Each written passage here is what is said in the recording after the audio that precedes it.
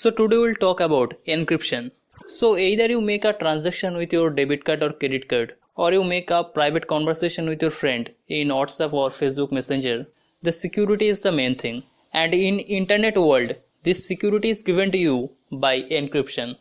So from definition, encryption is the process to encode information.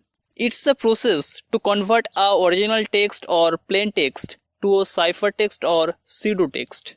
So let's have an example. Like Nobita wants to send a message hello to Doraemon. Now what is the problem here?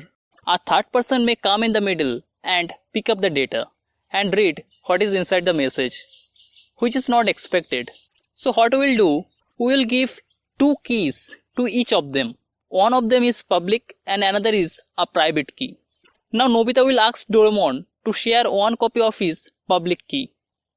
And using this public key of Doraemon, Nobita will lock the message. And after locking it, he will send it to Doraemon. Now what is the trick here? The public key of Doraemon can't open this lock. The only key that is able to open it is the private key of Doraemon. So Doraemon will use it and open the lock and read the message. This type of encryption is based on RSA encryption algorithm, based on the name of three scientists, Rivest, Shamir and Edelman. The most important thing here that this is asymmetric cryptographic algorithm. Asymmetric in the sense that the locking and unlocking key are different. So you can't unlock with the key that was used for locking. So let's have an example. So we have to encrypt the message hello and then we have to decrypt it. So for this the public key is this one and the private key is this one. Now a key is actually two numbers. Like for the public key, the number n equals to 22 and e equals to 3. And for the private key, the number n equals to 22 and d equals to 7. Here this d equals to 7 is the main secret number, which to be kept private. And the public key is public to all. And everyone knows about the value of n and e. So let's see how this public key encrypts the message hello. So we have the message hello. Now what we will do? We will take each alphabet of the word. Now we will convert this alphabet to the corresponding order number. Like A equals to 1, B equals to 2. In this way H equals to 8, E equals to 5, L equals to 12 and O equals to 15. Now we will use the value of E in the public key and put this value on the power of each number. So here E equal to 3. So we will get it like 8 to the power 3, 5 to the power 3, 12 to the 3 and so on. Now after getting the value, we will use the value of n of public key, that is n equals to 22. Now what we will do, we will divide each number with this 22 and take the remainder. Okay, we will divide each number with 22 and take the remainder. So on doing so, we will get the numbers like 6, 15, 12, 12, 9. Now this number is the ciphertext. We will send these numbers to Doraemon. Now when Doraemon has this number, he has to open it with the private key. So you can see that the private key number is n equals to 22. N is same for private and public. But D is equals to 7 here. Okay. So the first step is to put the value of D on the power of each number. So we'll put 7 on the power of each number. And doing so, we'll get this. Next thing, we have to divide each number with n and take the remainder. So divide each of them with 22 and take the remainder. And on doing so, we'll get 8, 5, 12, 12, 15. Now, if you convert these numbers to the corresponding alphabet, then you will get our message back, that is hello. Now let's have a look how these keys were generated.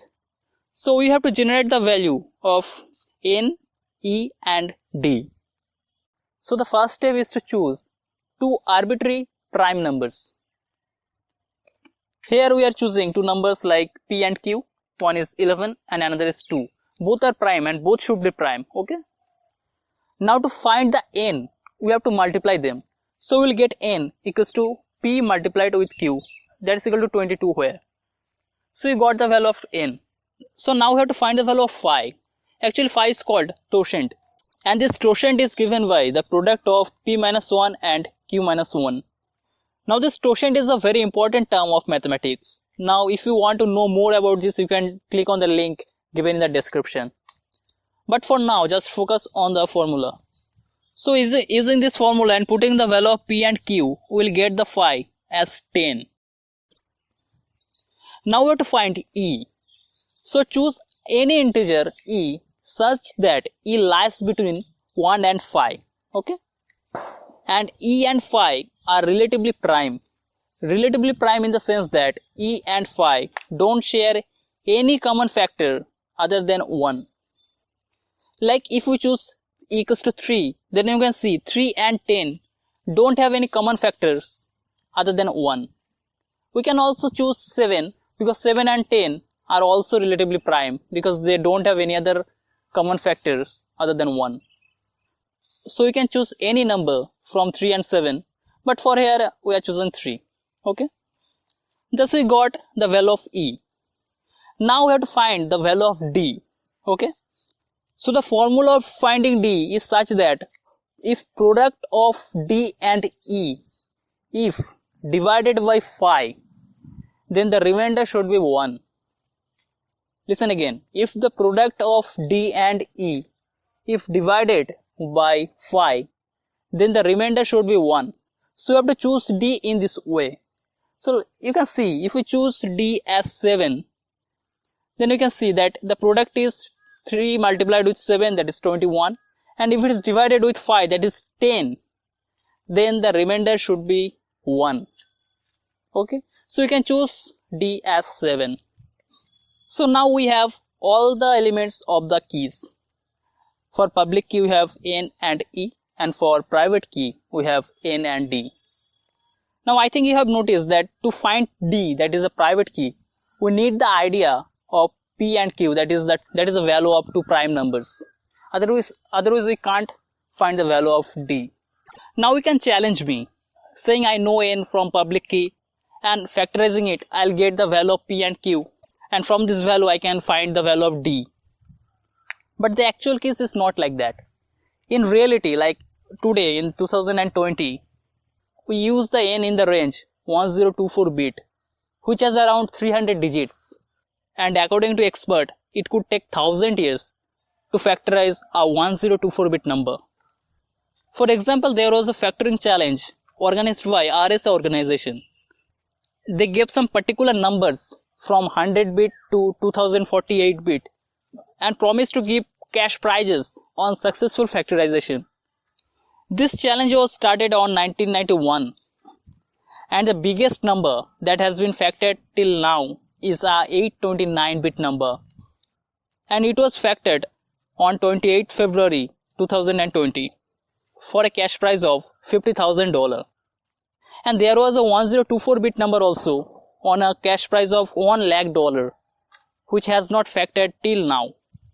And the organization who factored RSA 768, that is a 768 bit number, they told it took 2 years for them to factorize this number, and they estimated that it could take 1000 times longer to factorize a 1024 bit number in a modern computer. So that most of the companies organizations today use this 1024 bit number as a security. But since the speed of technology is very high, we don't think that it would take 1000 years, but it could take some years. So that companies and organizations are now moving or shifting from 1024 bit to 2048 bit. In 2048 bit, we have around 600 digits, and you can think how difficult it is to factorize it. Now here is another point, that why we say that quantum computer can break all the encryption that we use today. Because the main problem to break this type of encryption is the time. We need a huge time to find the prime factors of a number. And it is supposed that in a quantum computer, the factorizing process will be very fast. In this sense, we can say that a quantum computer can easily break the encryption that we use today. So thank you all for watching.